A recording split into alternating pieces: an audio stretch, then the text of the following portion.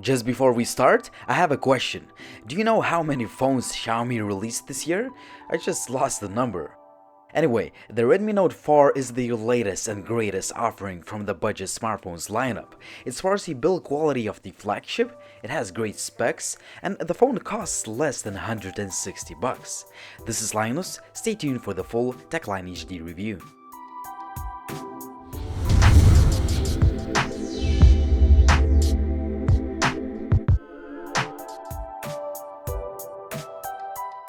The phone ships in the Xiaomi style box. Inside of it you can find a charger, some paperwork, SIM ejector pin and USB cable. The front of the phone looks just like previous Note series devices. We have a sharp and bright 5.5 inches 1080p display, nicely backlit capacitive buttons, and a highly customizable notification LED light. However, once you pick the phone up, you can definitely notice that the Redmi Note 4 is much more solid and it is easily the best constructed Redmi Note phone yet. It just feels like the Xiaomi used a higher quality metal in the construction of the phone. Also, the top and bottom parts are made of aluminum, not like previous models that use plastic. We have a 13 megapixels shooter on the back, which is coupled with a dual-tone dual LED flash. Xiaomi phones have been known for great fingerprint scanners, and the Redmi Note 4 is no exception. You can unlock your phone very quickly straight from the standby mode. The buttons feel nice and tactile, and we have the IR blaster to control devices like TVs. Xiaomi decided to stick with a micro USB port on this phone. As for loudspeaker, I would say it is pretty good as on most of the Xiaomi phones. However, there is a little bit of distortion going on at the very highest volume settings.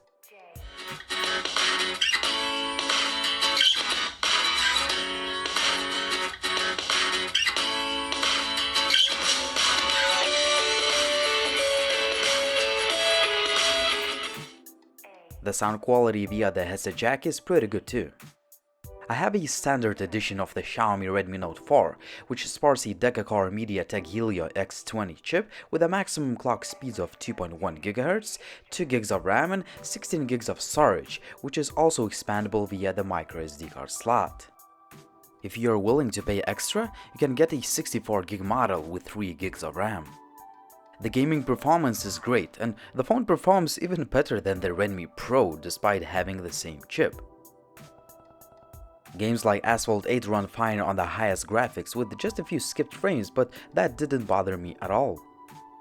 A great thing is that the phone does not have any overheating issues.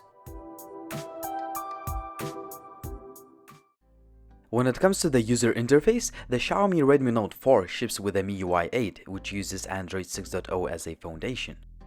The MIUI looks similar to the older version, but it also has some new design touches. For example, we have a redesigned quick settings and reorganized full settings menus. Now it is easier to find everything and the menu just looks cleaner. As usual, there are plenty of customization options Xiaomi phones have been famous for. Just to name a few, you can adjust the display settings, choose from a variety of themes, and so on. One of the key features is called Second Space. In each space you can have your different accounts, apps, and so on, and you can easily switch from one space to another. So far the phone has been working fine and I didn't have any lag or any hiccups. We have a familiar camera app that allows you to take pictures very fast and play with some basic shooting modes and settings. The 13 megapixels camera produces images that are comparable to the Redmi Note 3's camera, but I think we need to see a software update to make the best out of the camera sensor. For a $160 phone, the pictures look quite nice and there is a good amount of detail in most of the daylight shots. However, there were a few pictures with softer focus and inaccurate looking colors, especially if you take pictures indoors. When it comes to the low-light photography, the Redmi Note 4 is a pretty good performer. Sure, you can't expect much from a $160 phone, but the images are one of the best in class. Currently I'm shooting with the Xiaomi Redmi Note 4. I'm shooting at Full HD with the continuous autofocus feature on. And this is handheld footage. As always, I'm trying to hold the phone as steady as possible. The video quality is pretty good, but it could definitely have more detail and look sharper. As for selfie camera, a 5-megapixel shooter can produce quite good selfies that will be more than enough for social media needs. Unfortunately, the stock camera app allows you to shoot only in 720p with the front-facing camera. On the other hand, the quality of footage is pretty good. Please let me guys know what you think about the camera quality of the front-firing camera and continue watching this video. The phone comes with a hybrid dual SIM card tray, which can take either 2 SIMs or 1 SIM and a micro SD card. As for connectivity, everything has been working fine. Once I first got the device, the Wi-Fi download speeds were very slow, but the software update has already fixed that, so make sure your phone runs on the latest version of the MIUI. A huge 4100 mAh battery has been phenomenal. I could use the phone for 2 days easily, even with some heavy usage, and I used the phone with the performance mode turned on all the time. That translates to over 5 hours of screen on time.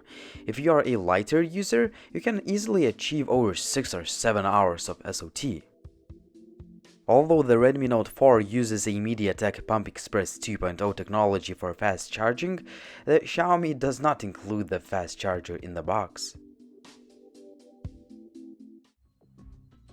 So there you have it, another great and affordable Xiaomi phone, the Redmi Note 4.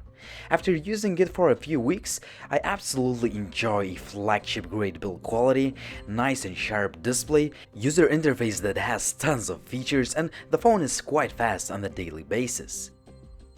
Also, the device can handle 3D games on the highest graphics with just a few skipped frames, which is a huge bonus for a cheap phone like this. Oh, and the battery life is great, but it would have been nice if Xiaomi included a fast charger in the box. The only downside would be the image quality. I just feel that this phone's camera can take slightly better images, and having reviewed a lot of Xiaomi phones, I'm pretty sure that we will see a software upgrade to improve the image quality. You know what? A lot of people keep asking me if it's worth upgrading to this phone if they already have the Redmi Note 3. My answer is no, since the Redmi Note 4 is just an incremental upgrade. In fact, if you have the Redmi Note 3 Pro model with a Snapdragon 650 chip, it may be even a slightly better phone overall. On the other hand, if you don't have the Redmi Note 3, and if you are looking for a budget phone that does not really have any major shortcomings, the Xiaomi Redmi Note 4 is a fantastic phone for the price, and it can be definitely recommended, despite a few shortcomings. It was Linus, thanks for watching, and please let me guys know in the comments section down below what you think about this phone. Also, please subscribe to the channel if you haven't already, and follow TechLineHD on Facebook, Twitter, and Instagram. See you in the next video soon.